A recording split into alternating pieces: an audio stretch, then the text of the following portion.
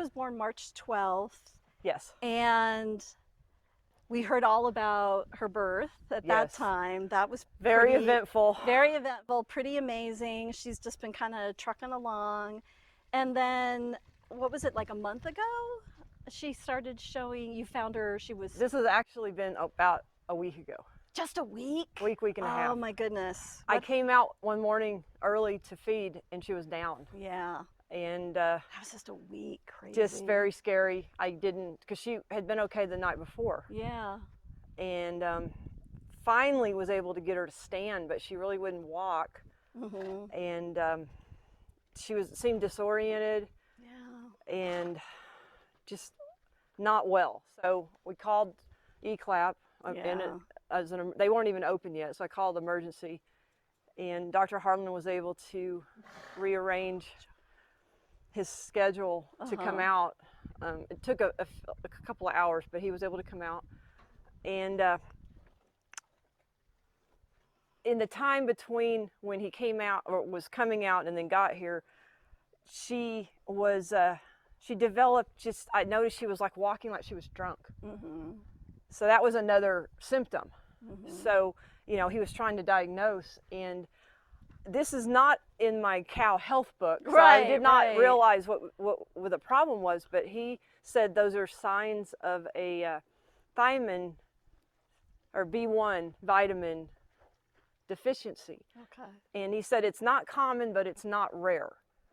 Got it. Left untreated, it can be fatal because it causes encephalitis. Okay. So she was having some brain swelling, which was causing her drunken behavior, being disoriented and such. So he gave her a very high dose of vitamin B1 in her jugular, so it would get in there quickly to start working. And gave her some more medicine, and then gave me 3 or 4 liquid medicines to give her for another week. And just, try to make sure she's hydrated, see if she'll eat anything. Right. Because she wasn't interested in food because she didn't feel good. It was really scary because it can kill them. The brain swelling is very serious. And even if you do catch it, she still could have brain damage. I'm not convinced. Her appetite's back. She recognizes me. She's been nursing a lot more than normal, and really being close to her mom. I think that's for comfort. Right. So she's been getting milk. So she has been getting her nutrients. I finished the week of her medicine. So, physically she seems to be a lot better, but her personality is just a little different than it was before. Flat, dull are the 2 words that I want to kind of use to describe it.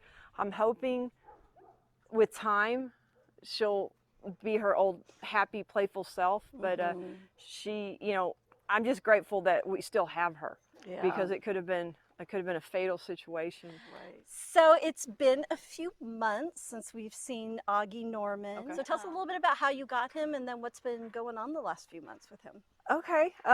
Well, he originally was rescued by some activists out of Northern California. He was pulled, I think he was about 6 hours old, and that's when they pulled him from their moms for the milk. And but he was rescued, so he has a happy ending. He was fostered for a couple of months up there because he was very sick. He didn't get the colostrum that is vital for their immune system. So he spent some time in UC Davis hospital, failure to thrive, not eating well, not gaining weight, very weak, just not doing well. So it's been a struggle to get him on his feet, but once he got over the hump, he loves to eat now. That's the biggest change, I think, besides he's growing. He eats all the time. He loves his grain, he loves his hay. He's filling out some. His horns are growing. I mean, my little man is growing up now. He just turned 5 months old a couple of weeks ago. So he's pretty right on schedule, size-wise, for his age now. maybe a tad smaller, but he's doing really, really well. Yeah. Oh my goodness. He's such a good boy. So, Male babies are basically the trash of the dairy industry. They're expendable. They're only used to produce the milk, which is what you know the dairy wants to make money. So they're born, mom produces milk for her baby, and then the babies are taken away within hours of birth, and they are slaughtered. yeah. Either within, say, 48 hours, or they're put in some very, very small crates, which are veal crates, where they can't really move very much because veal is a very lean meat, Yeah. and that's why. Yeah.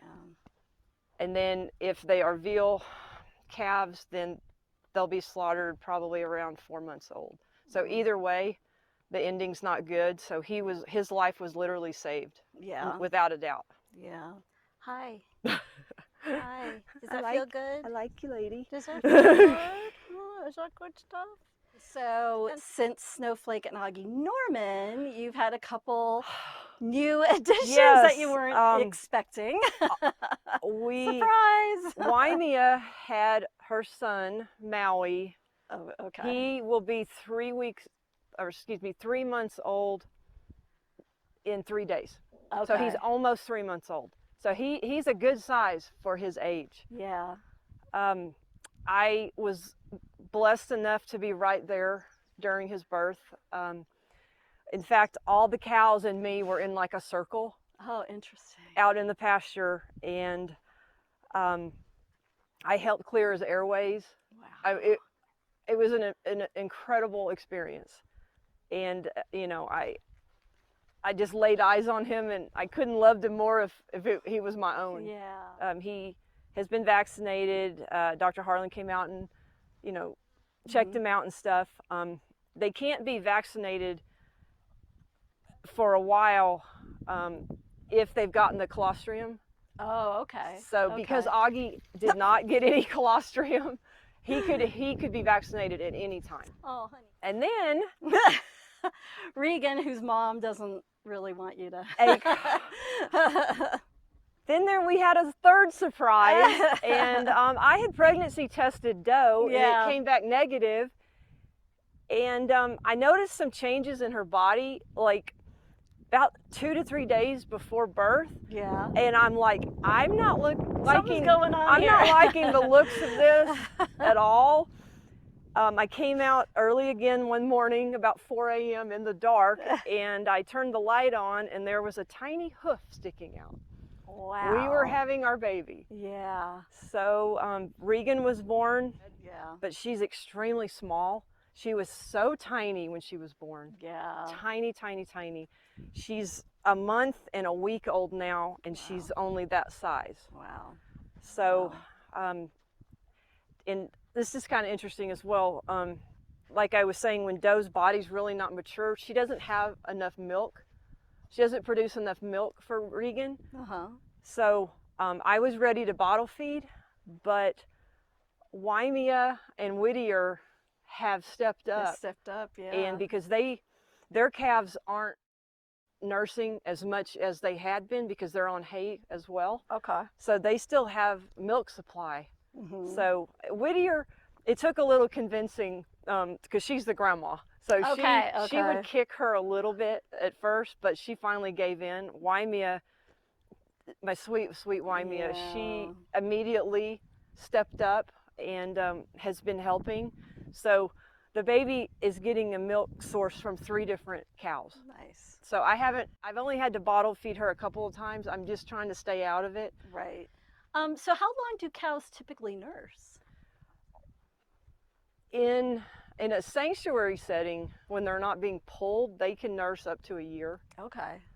I guess I should have said in a non. How long are cows supposed to nurse? Okay, in a non-sanctuary setting, when they are giving birth each year, once the new cow is born or calf is born, they'll kick the old calf off. Okay. But because we're not in that situation, unless I separate them, then I'll just let the moms decide when they're Yeah. ready to kick them off. Sorry, Okay. I got distracted.